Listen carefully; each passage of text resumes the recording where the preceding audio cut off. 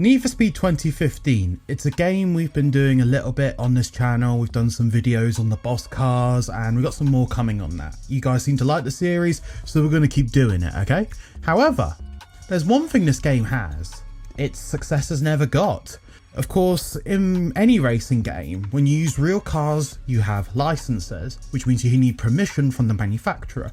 RUF or RUF is basically a tuning division of Porsche, or a company that specialises in Porsches, I should say. They're not actually owned by Porsche or VW Group. However, because they do enough of their own cars, they actually own the designs to their cars. So that's why back on Gran Turismo, for example, we always had RUF instead of Porsche until a much later date. Games like Need for Speed have capitalised on this. They would pay brands such as Toyota, Nissan, Honda, Ferrari, Mercedes for licenses so they could have their cars in their games. It works both ways. If you're a manufacturer, you get advertising. If you're the game developer, you can say you've got real cars, which means kids can, and adults as well, can create the cars of their dream. Toyota have taken a change in their marketing over the last few years. They used to be known a lot more for cars like the Supra, but nowadays they want to be known more as a serious brand. But when it comes to their game licenses, although you can get the cars in Forza, Gran Turismo, Need for Speed, they're not touching with a barge pole. So Need for Speed 2015 is the final game with the Supra and the GT86 as well. You can't get a Corolla as well, or a Yaris, an Igo. Literally, if you want to drive those cars, you got to play something else. Forza Horizon is the closest you could get to driving these cars in a street racing setting, and even then it's considered legal street racing. Toyota didn't want to be affiliated with cops chasing their cars, criminal activity. They wanted to be associated with pure real racing, which is a real shame. However, this does mean that Need for Speed 2015 does have a little something in its footnotes. The final Need for Speed with a Toyota. That's why I thought, let's pop on Need for Speed today and do something that we haven't been able to do in 11 years on a Need for Speed. And that's build a Toyota. Let's go!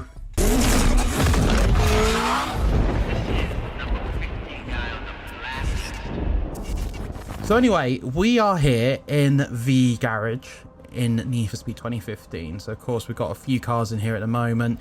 Of course the iconic M3, we've got the Magnus Porsche, and I was filming as well with Murahoshi's Lamborghini Diablo. But that means there's a space available. So let's go and purchase the Toyota Supra. We're going to go and find it here. Oh yeah, I forgot to mention there's a Sprinter as well. So if any of you are fans of Initial D, yeah, you can't even do that as well. So here we are, guys. The last time we could drive a Supra. Let's get a little look at this car model as well.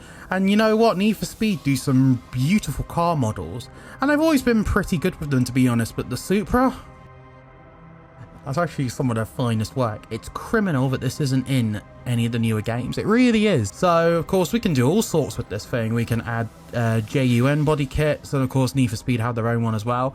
Now, I can already tell you that looks something a bit like you'd get out of the Fast and Furious films. And of course, that was one of the reasons why the Toyota Supra was so popular. Look, there we go. We've got a Yaris kit as well we can put on. Because people wanted to replicate the Supra, the Skyline, famous cars from these films, which back in the 2000s were not actually the laughing stock they are now. Now they've become a bit of a meme, and a reminder that, you might have something good, but eventually it's good to bring it to an end. Universal, you've killed it, mate. I remember seeing this car for the first time in Underground 1, and it just brings back so many great memories. And that's how I learned a lot about, JDM and cars like this, through games such as Need for Speed Underground. I remember my dad explaining it to me as well. He just got himself an MX-5 at the time, so it was like, he was all into cars as well. So yeah, some really nice rides here in these games, and thanks to Need for Speed I learned about the Supra, which is a shame because I think about that now and I'm like, well, what if, kids today, what are they going to learn about? The Tesla? Oh, hell no! Hell no! Whoa! So I'm liking the Yaris kit. We can always buy it and have a look. I mean, we're not short on cash, so we can have a little play around. But the Yaris kit looks quite nice, so if you like that sort of wide-bodied figure, I quite like it, to be honest. I think the carbon vents on the sides here, not 100%, although I do like the winglets as well on the front. Those ones I can roll with.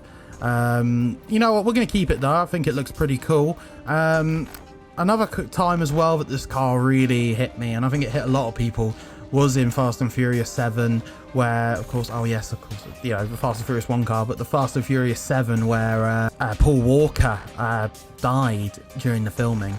And also, yeah, you get a lot of these liveries as well. You might be wondering what's going on here. They're usually rude liveries.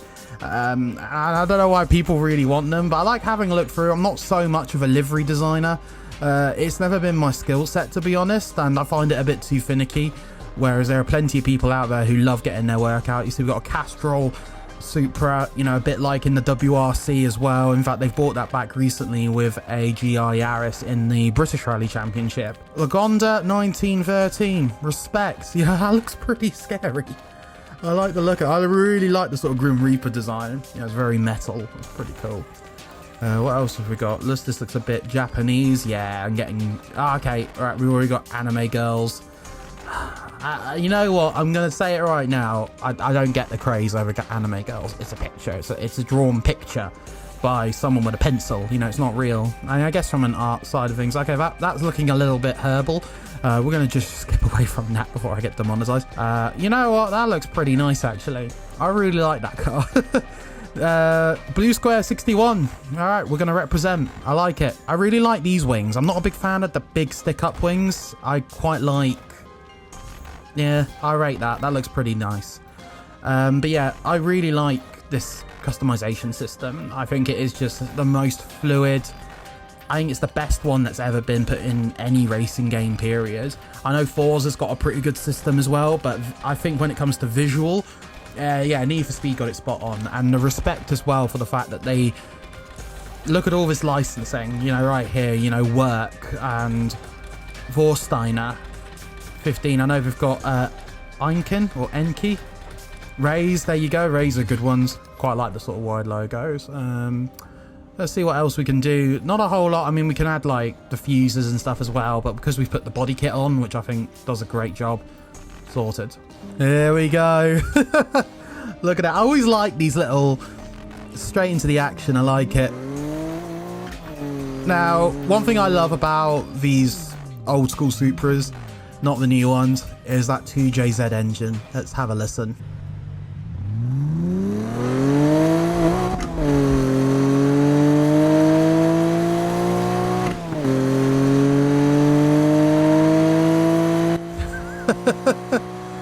It's so nice. It's so nice. It just sounds amazing. And it just fits in perfect with this game. If there's a car that I think represents Need for Speed Underground, it'll be this and the Skyline. You put the 350Z in as well, especially thanks to its appearance in Underground 2, but this just, yeah. It looks gorgeous. I love the lighting as well in this game. It's probably got the best lighting and reflections of any of the Need for Speeds. Oh, we'll set the cops off on us as well. Don't mind me. The cops are useless in this game, even at higher levels. So, but yeah, it feels pretty nice to drive overall. But it's, you know, of course. Oh, someone called Junior there. It's not the quickest, which I expect, but even as a base car, it is just such a nice car to get out in and enjoy. Yeah, can't really knock it, can you? Let's put some parts on it though and make it much quicker. We're in the customization menu, and it's very simple compared to, actually it's not really changed, it just looks different. I actually think this is one of the nicer menus when it comes to it. You know, it's straight to the point. We're just going to put all of the parts on it, everything. A few moments later. Now when it comes to handling, I don't really... okay, you can override it. Nice. I like that you got a slider. You can just send it all the way to grip, which is what I think we'll do, because let's be real here. Drifting in this game is not good. It's terrible. Of course, downforces. We're going to take off some downforce because I want more straight line speed instead. You know, I don't really want to be, you know, too slow in the straights, but it doesn't really matter too much, I guess, in this game. I don't like this one, tire traction, more or less. I mean, I think it's just stuck on more. Oh, that closes it. And yeah, and we'll go for a bit more duration as well. And yeah, let's go and have a little play with this one now we've taken it right up to its limits. Already you can hear it. Jesus. Okay, it goes a little bit quicker now, that's for sure. But yeah, let's see how it handles on the hill. We've also got nitrous too.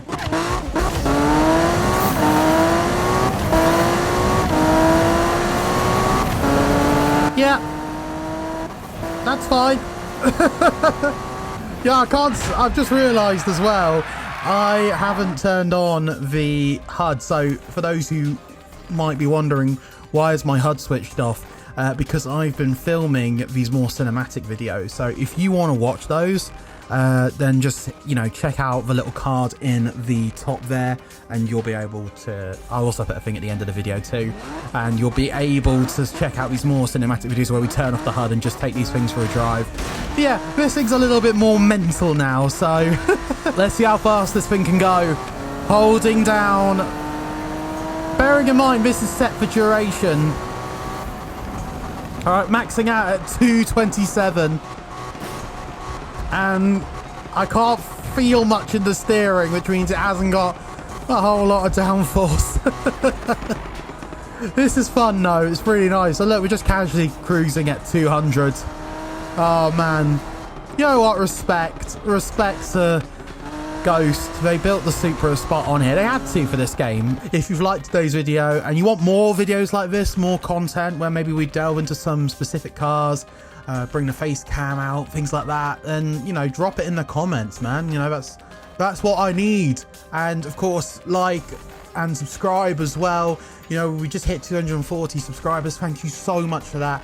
I appreciate all of the love that you guys give, all of the feedback and support from friends. I've joined Studio 8 Collective as well. So anyway, I'll be seeing you guys in the next video. Bye bye for now.